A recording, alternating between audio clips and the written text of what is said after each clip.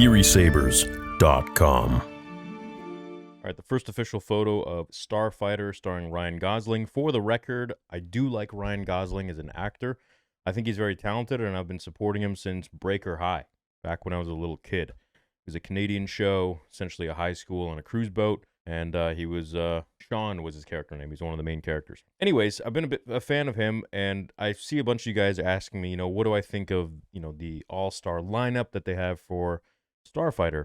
And now we're getting more and more information that, it's not just going to be Ryan Gosling, but we're getting people like Amy Adams or, all these other actors dropping into Starfighter. And my thoughts on that, I really don't care. If anything, I would rather have actors that are not well known, actors that nobody really knows about. And that's one of the things that George Lucas focused on, was having actors that no one has really seen before in films, so it doesn't take you out of the story that he's trying to tell. It's supposed to be a galaxy far, far away, not a galaxy far, far away using Earth's most famous Hollywood actors, And I think that we should remain loyal to that. I don't think that having amazing actors that are well-known, A-list or B-list actors in Hollywood is something that Star Wars needs. I think what it needs is good writers, people who understand the story and understand what George was trying to tell, and elaborating on that and using the same sort of rules to build upon that and make their own little story using those toys and those rules and those tools that he made in the world he made. Having these, big names, I really don't think. I think if anything, they actually detract from the overall idea of what we're trying to do. It's going to bring in normies. And I can understand with, how Disney has really butchered the brand. They're losing their own followers, so they want to bring in new people, the normies that love these actors. And they're like, oh, they're going to be in a Star War. Well, we should watch that. Here comes the money. Great, but I would hope that the main focus here is that it's a story that George would be proud of, and a story that really is akin to Star Wars and the first really 3 films, and then, of course, the first 6. After that. But at the heart of it, it should really play on all of the same themes as the first 3 films, the hero's journey, and so on and so forth. Saying that you're going to have all these big actors in there, like Flynn Gray, Matt Smith, Mia Goth, Aaron Pierre, Simon Bird, Jameel Westman, Daniel Ings, and Amy Adams, why? It's not going to make me want to see a Star Wars film.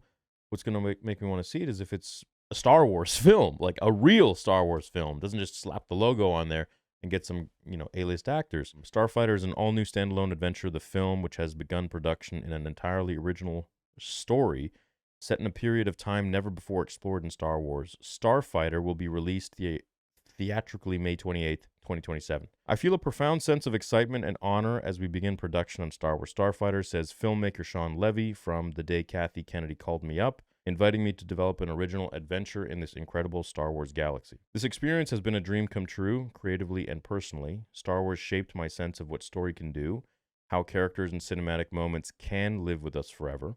To join this storytelling galaxy with such brilliant collaborators on screen and off is the thrill of a lifetime. Yeah, I'm sure it is. I'm sure it's going to be great for your overall experience and resume to work on Star Wars, and I hope you don't mess it up. This is a very Kathleen Kennedy thing to do. It's the same sort of nonsense that she allowed to happen when Rian Johnson came in, trying to pitch his own Star Wars story, his own trilogy. And she said, well, why don't you just do episode 8? Rian didn't want to do episode 8.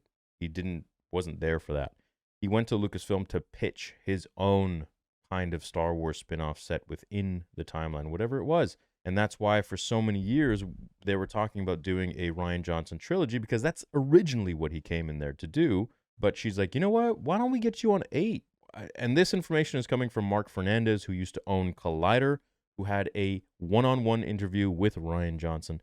And he had nothing but great things to say about Rian. And I'm sure Rian's a great guy, but not great when it comes to making Star Wars. At least playing with, Luke Skywalker, that's for sure. I mean, it says right in the script, forget the past, kill it if you have to.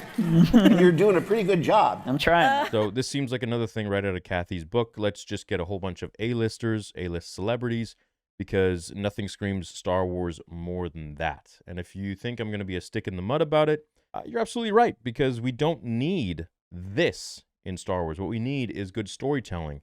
What we need is to essentially follow the same lines as what George wanted, where he didn't hire Leonardo DiCaprio to play Anakin for this very reason. It would have taken you out. Could you imagine if Leo was Anakin? We never got Hayden Christensen. Leo would have been Anakin. They're kind of like Tom Cruise was supposed to be Iron Man. What's up with that? You know, I don't think them doing this is really going to be great. So personally, I'm not a big fan of it. I frankly don't care if there's A-list celebrities in there. I just hope that it's a good product. Now, if there's A-list celebrities and it's a very good movie or show, all right, cool. But I would much rather it be people we've never seen before, that they turn into stars from Star Wars, and we leave it at that.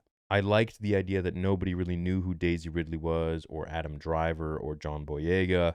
Their characters were written really poorly, especially Daisy's, especially John Boyega's. You know, Finn and Rey sucked in the film. They were written like garbage. Adam Driver, you know, Kylo, exceptional actor. Character had a lot of potential. There were some definitely intriguing moments in the sequel trilogy with Kylo, but overall he was a dud. He was a wasted character, just like the Knights of Ren. They looked cool, but they didn't do anything else. They just stood around, right?